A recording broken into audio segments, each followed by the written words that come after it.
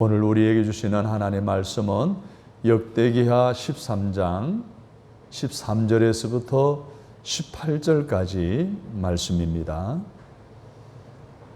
여로보암이 유다의 뒤를 둘러 복병하였으므로 그 앞에는 이스라엘 사람들이 있고 그 뒤에는 복병이 있는지라. 유다 사람이 뒤를 돌아보고 자기의 앞뒤에 적병으로 말미암아 여호와께 부르짖고 제사장들은 나팔을 부니라.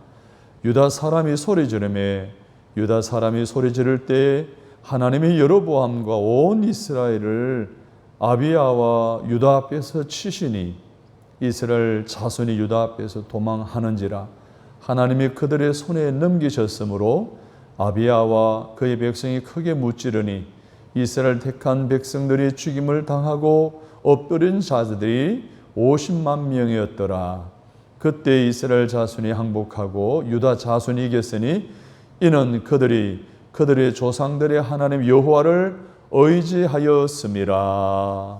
아멘. 서로 인사하겠습니다. 오늘도 말씀을 깨닫는 은혜가 있으시기를 바랍니다. 올해는 6.25 한국전쟁 발발 70회 되는 그런 해입니다. 1950년 6월 25일 주일 새벽 북한의 남침으로 전쟁이 일어났습니다. 여러분, 전쟁의 실체를 아십니까? 전쟁은 죄악입니다. 비극입니다. 죽음으로 귀결이 됩니다. 평화로울 때는 부모들이 자식들에 의해서 묻히게 되죠. 그러나 전쟁 때에는 그 반대로 부모들이 자식을 땅에 묻는 일들이 일어납니다. 부모를 땅에 묻는 슬픔도 크지만 자식을 땅에 묻는 슬픔은 말할 수 없는 아픔입니다. 안타깝게도 6.25 한국전쟁은 아직도 끝나지 않은 전쟁입니다. 여러분 잘 아시는 대로 지금 전쟁이 휴전 상태입니다. 종식된 것이 아닙니다. 그렇기 때문에 지금도 아버지가 아들을 묻는 슬픔이 반복되고 있습니다. 2002년도 제2연평해전에서 전사 6명, 부상 18명이 발생했습니다. 2010년 천안함 침몰 사건을 통해서 사망자 40명, 실종자 6명이 발생했습니다. 같은 해 11월에 연평 포격전에서는 군인 2명, 민간 2명이 사망했습니다. 그 젊은 아들들을 부모들이 땅에 묻어야 하는 아픔을 겪었습니다. 우리는 이런 아픔을 가져다 주는 전쟁을 종식시켜야 합니다. 다시는 이 땅에 전쟁이 일어나지 않게 해야 합니다. 그 방법은 과거를 기억해야 되고 미래를 대비해야 합니다. 오늘 6.25 전쟁 발발 70주년을 맞아 전쟁의 아픔의 실상을 알아보고 우리 모두 어떻게 하면 다시는 이 땅에 전쟁이 일어나지 않게 할 것인가에 대한 하나님의 음성을 듣고 깨달아 그 말씀대로 살아가는 믿음의 결단이 오늘 말씀을 듣는 저와 여러분에게 있기를 주님의 이름으로 간절히 바랍니다. 먼저는 우리는 6.25의 실상을 제대로 알아야 합니다. 여러분, 6.25는 오늘날 많은 사람들이 북치입니다라고 주장을 하고 있죠. 사회주의자들입니다. 운동권주의자들입니다. 그러나 6.25 한국전쟁은 남침입니다. 1950년 6월 25일 새벽에 저들은 선전포고도 없이 탱크를 앞세우고 밀고 내려왔습니다. 당시 겉으로는 평화협상을 제의하고 있었습니다. 남북 통일 최고 입법회의를 서울에서 열자라고 제안을 해왔고 남북 국회에 의한 통일 정부 수립을 그들이 먼저 제안해 왔습니다. 모두가 이 북한의 모습을 순수하게 그대로 받아들였습니다. 그래서 우리나라의 국방에서는 무려 3분의 1이 주일날 다 외출, 외박을 나온 상황이었습니다. 그런 가운데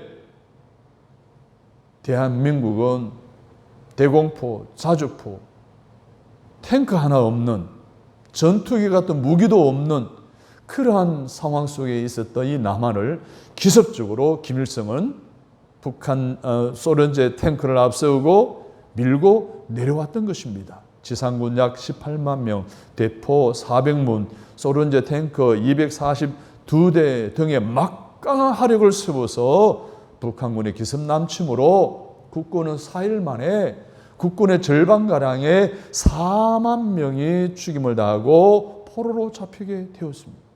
결국 3일 만에 서울은 함락이 되어버리고 7월 20일에는 대전까지 후퇴하게 되는 상황에 이르게 되었습니다.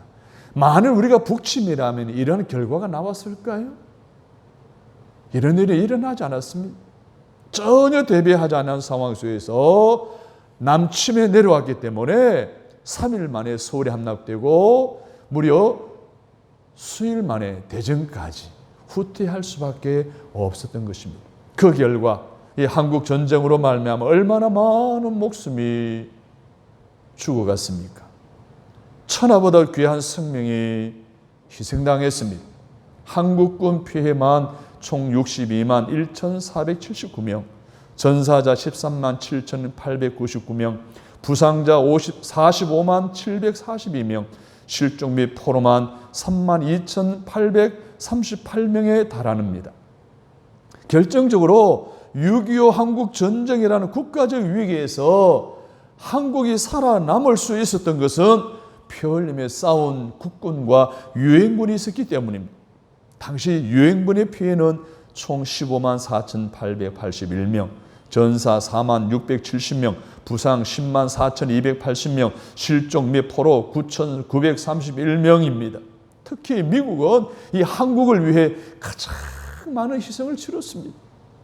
미군은 50년 7월 1일 스미스 대대 장병 540명이 부산에 상륙한 이래 3년 1개월 동안 178만 명이 참여를 했습니다. 인천 상륙작전, 낙동강 방어 전투, 장준호 전투 등 수많은 전투에서 전사자 5만 4,246명, 실종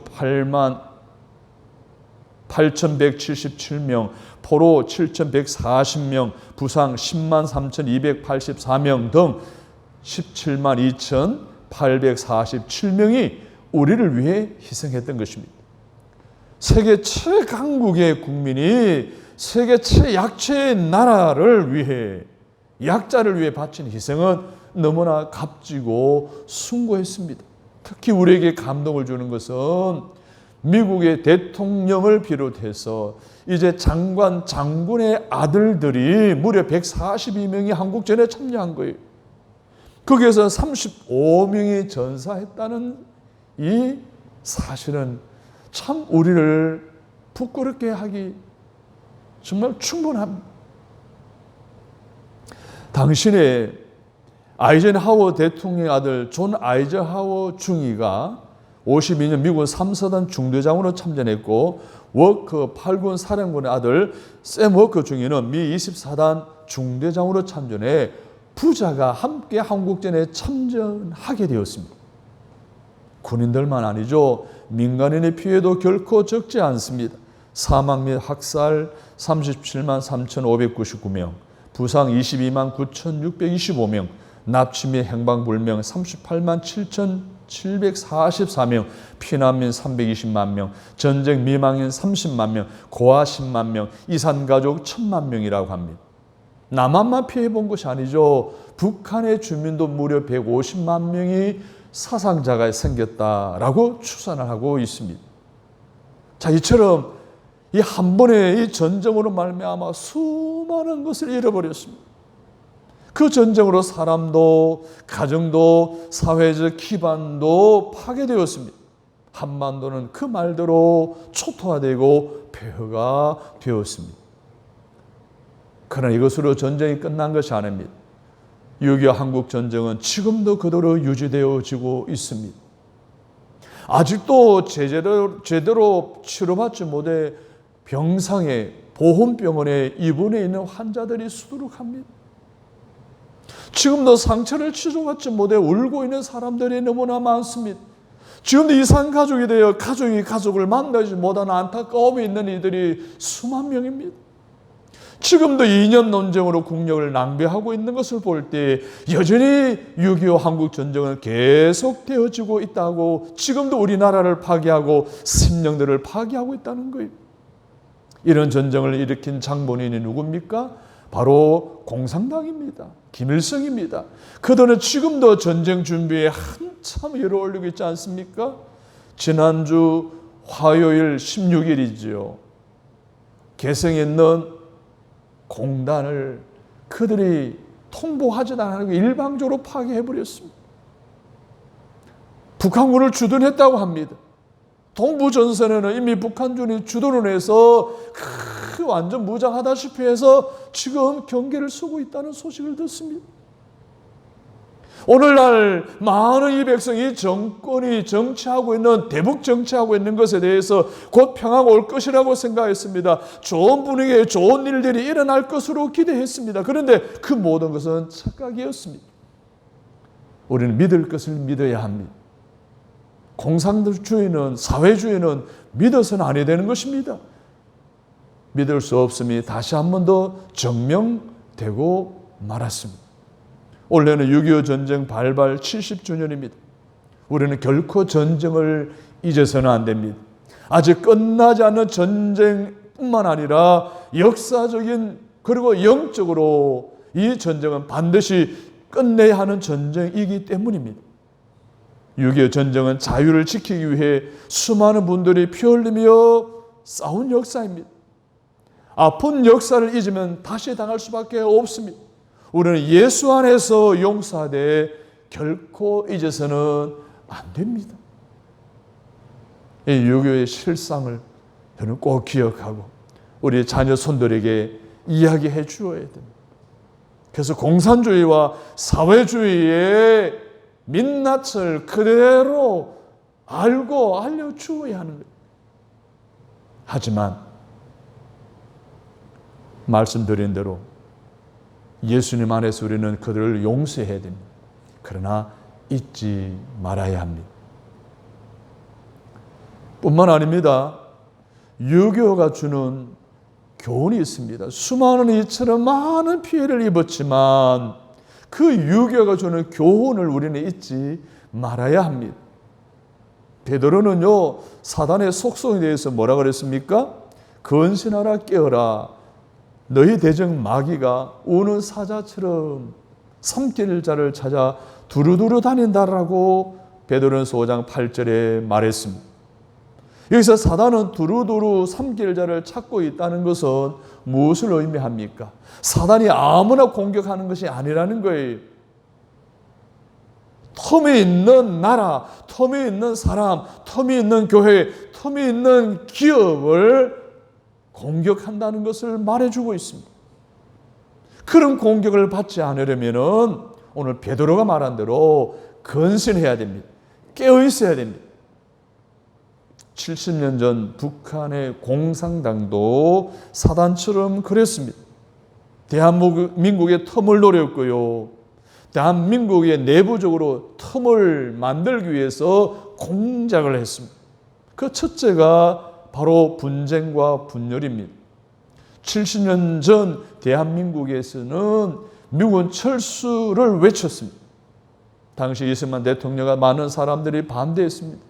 그러나 이 민중의 선동가들에 의해 국민들이 결국은 데모를 하게 되고 급기야 1949년 6월에 미국이 한반도에서 철수하게 이릅니다. 6.25 전쟁이 일어나기 1년 전이었습니다. 또 다른 텀은 정치 분쟁입니다. 해방 후 우리에게는 시간이 있었어요. 충분히 준비할 시간이 있었다는 거예요. 그리고 미국이라고 하는 유엔이라고 하는 이런 조력자도 있었어요. 또 우리나라에 많은 이승만, 서재필, 김구, 신익현 등과 같은 많은 지도자들이 있었어요. 그때 서로 힘을 모았다면, 하나가 되었다면 6.25 한국전쟁은 일어나지 않았을 것입니다. 뿐만 아닙니다. 교회의 분열이라고 하는 텀도 있었다는 것을 우리는 잊어서는 안 됩니다. 신사참배 문제로 교회는 이미 분열이 되어졌고, 사상과 신학적인 이념의 문제가 갈라져서 분열이 일어났고, 무엇보다도 개인주의로 인해서 이 한국은 분열이 일어났던 것입니다. 70년 전과 오늘은 비교해 본다면 어떻습니까? 차이가 있습니까? 차이가 있다고 한다면, 오늘날 70년 전의 모습과 지금의 모습이 달라지지 않고 동일하다라고 한다면 우리가 어떻게 해야 할까요? 역사에서 교훈을 얻는 자가 똑같은 실수를 반복하지 않는다는 이야기를 아시죠? 역사를 통해서 6.25 한국 전쟁을 통해서 우리 교훈을 얻어야 되는 거예요. 역사를 통해서 배워야 한다는 거예요. 그래서 역사를 통해서 배우는 자들이 미래의 승리자가 된다는 이 사실을 우리는 기억해야 됩니다. 성경에서는 건세나라 깨어라라고 우리에게 명령하고 있습니다. 경고하고 있습니다. 외치고 있습니다. 우리부터 정신을 차려야 돼요. 우리부터 건신해야 돼요. 우리부터 깨어 있어야 돼요. 우리 모두 북한 공산당의 사회주의 사상의 실상을 바로 알고 대한민국이 나아가야 할 길을 바로 봐야 합니다. 6.25가 주는 교훈, 6.25의 실상을 통해 주는 교훈, 이 교훈을 거울 삼아 다시는 실수하지 않도록 앞으로 미래에는 모든 상황 속에 승리하는 이 나라와 이 백성들과 교회와 모든 성도들이 되시기를 간절히 바랍니다. 그래서 하나님을 의지하고 기도하는 사람이 되어서 6.25와 같은 전쟁이 다시는 이 땅에 일어나지 아니하도록 막아야 합니다. 6.25와 같은 동족 상잔의 비극은 다시 일어나지 아니하도록 철저하게 막아야 합니다. 여러분, 과거에는 전쟁터가 따로 있었어요. 근데 요즘 이 현대전에는요, 워낙 무기가 최첨단으로 개발되어졌기 때문에 전쟁터가 따로 없어요. 전쟁이 일어나면 모든 지역이 다 전쟁터가 되는 거예요. 초토화가 되는 거예요. 다 죽게 되는 거예요. 전 세계적으로 일어난 전쟁을 분석해 보았더니 16세기만 해도 전쟁으로 약 160만 명이 죽었대요. 17세기에는 610만 명, 18세기에는 700만 명, 19세기에는 1940만 명, 20세기에는 1억 780만 명이 죽었대요. 무려 1세기 만에 10배나 많은 인명이 살상되어지는 전쟁으로 진화되어진 것을 단적으로 보여주고 있습니다.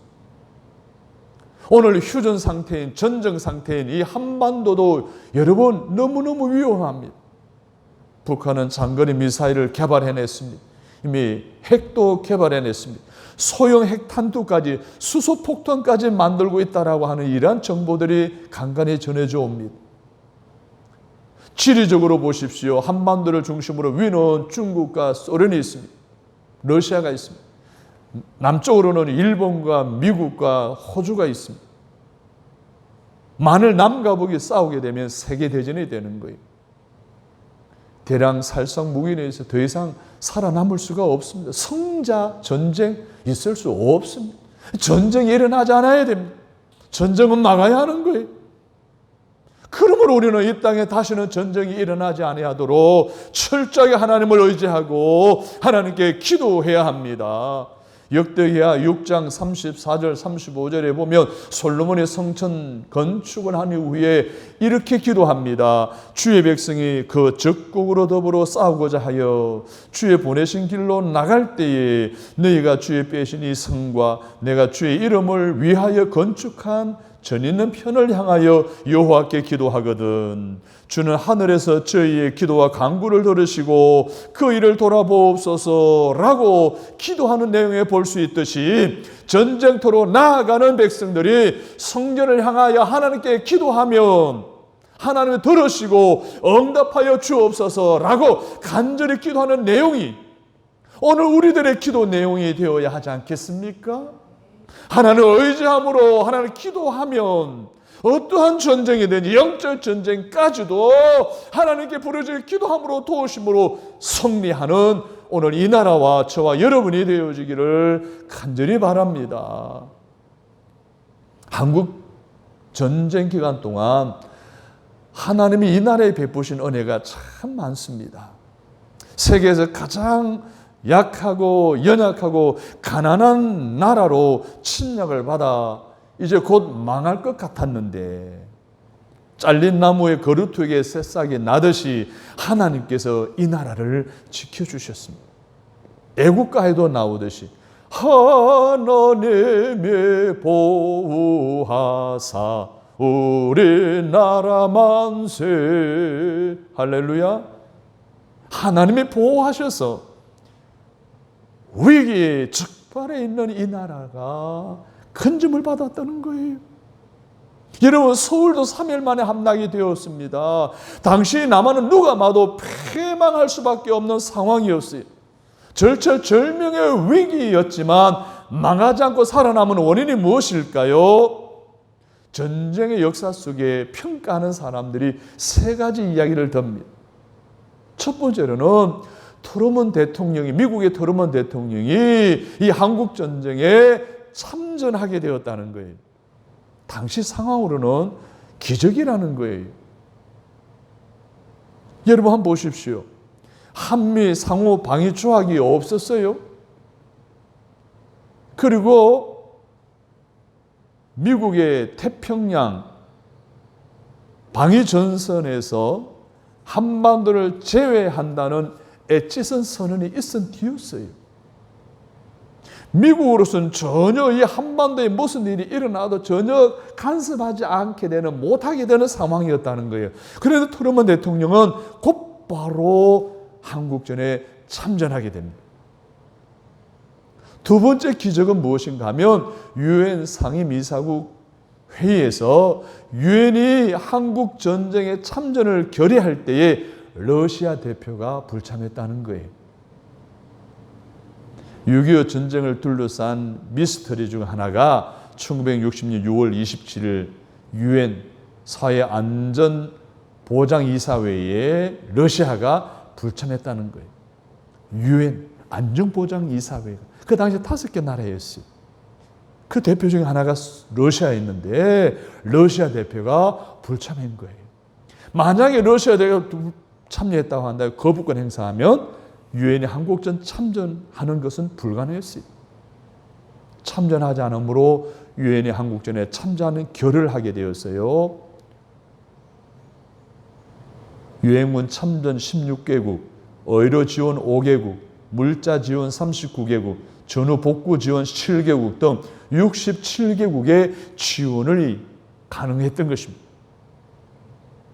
이 한 나라의 전쟁이나 어려움에 67개국이 참전하는 것은 기네스북에 오를 정도로 일어나지 않는 희귀한 일이라는 거예요. 셋째로 북한 공산당이 서울을 점령한 후 약 일주일 동안 서울에서 머물렀다는 거예요. 서울에서 일주일 동안 머문 이유는 서울에서 다른 지역으로 더 나가지 않고 머무는 이유가 있었다는 거예요.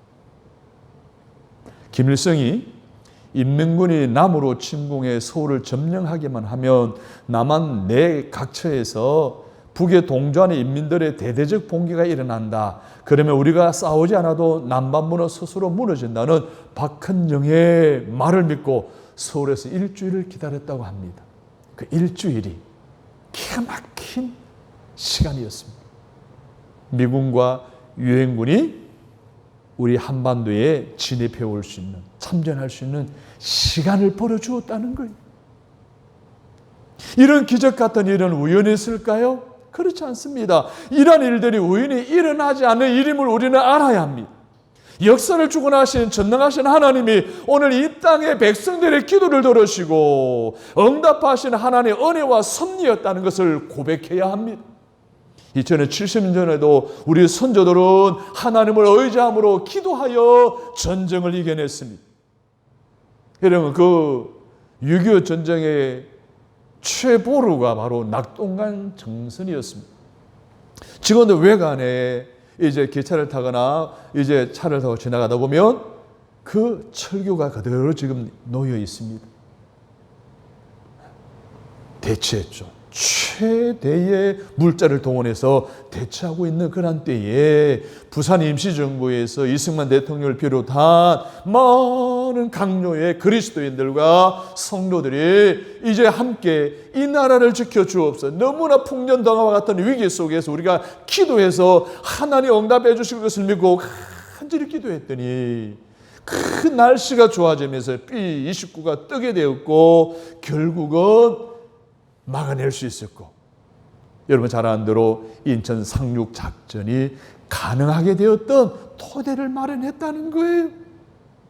우리의 기도를 들으시고 우리 하나님은 응답하신 거예요. 사랑하는 성도 여러분, 하나님께서는 이 땅에 살고 있는 성도들의 부르짖는 기도를 반드시 들어주실 것입니다. 현재 북한이 미사일을 개발하고 핵 무기를 개발하고 있는 이러한 위협 속에서도 우리나라를 반드시 지켜주시고 보호해 주실 것을 믿으시기를 바랍니다. 그리고 하나님께 기도함으로 응답의 복을 받아 이 땅의 평화가 반드시 곳곳에 이루어져 다시는 전쟁이 일어나지 않게 되기를 주님의 이름으로 간절히 축복합니다. 그렇습니다, 성도 여러분. 하나님 우리나라를 지켜주셔야 합니다. 찬송 581장에 주 하나님의 나라를 지켜주시고, 하나님 이 나라를 지켜주십니다. 할렐루야. 그렇게 되어야 이 나라가 보호됩니다. 하나님이 또한 전쟁을 막아주셔야 합니다. 전쟁은 하나님께 속한 것이라고 말하고 있습니다. 사무엘상 17장 47절에 또 여호와의 구원하심이 칼과 창에 있지 아니함을 이 무리에게 알게 하리라. 전쟁은 여호와께 속한 것인즉 그가 너희를 우리 손에 넘기시리라. 아멘. 사랑하는 여러분, 이 땅에 전쟁 대신 평화를 주시는 분도 여호와 하나님이십니다. 미가서 선지자는 미가서 4장 3절 4절에서 그가 많은 민족 중에 심판하시며 먼 곳 강한 이방을 판결하시리니 무리가 그 칼을 쳐서 보습을 만들고 창을 쳐서 낫을 만들 것이며 이 나라와 저 나라가 다시는 칼을 들고 서로 치지 아니하며 다시는 전쟁을 연습하지 아니하고 각 사람이 자기 포도나무 아래와 자기 무화과나무 아래 앉을 것이라. 그들을 두렵게 할 자가 없으리니 이는 만군의 여호와 입이 이같이 말씀하셨음이니라. 아멘. 여러분, 우리는 하나님을 의지해야 합니다. 오늘 본문을 보십시오. 같이 읽습니다. 여로보암이 유다의 뒤를 둘러 복병하였으므로 그 앞에는 이스라엘 사람들이 있고 그 뒤에는 복병이 있는지라. 유다 사람들이 뒤를 돌아보고 자기 앞뒤에 적병으로 말미암아 여호와께 부르짖고 제사장들은 나팔을 부니라. 유다 사람이 소리 지르매 유다 사람이 소리 지를 때에 하나님이 여로보암과 온 이스라엘을 아비야와 유다 앞에서 치시니 이스라엘 자손이 유다 앞에서 도망하는지라. 하나님이 그들의 손에 넘기셨으므로 아비야와 그의 백성이 크게 무찌르니 이스라엘이 택한 병사들이 죽임을 당하고 엎드린 자들이 50만 명이었더라. 그때 이스라엘 자손이 항복하고 유다 자손이 이겼으니 이는 그들의 조상들의 하나님 여호와를 의지하였음이라. 할렐루야. 1945년 4월 30일 히틀러가 자살한 뒤 세계 제2차 대전은 유엔군의 승리로 확 기울어지게 됩니다. 그 해에 8월에 일본이 항복할 때까지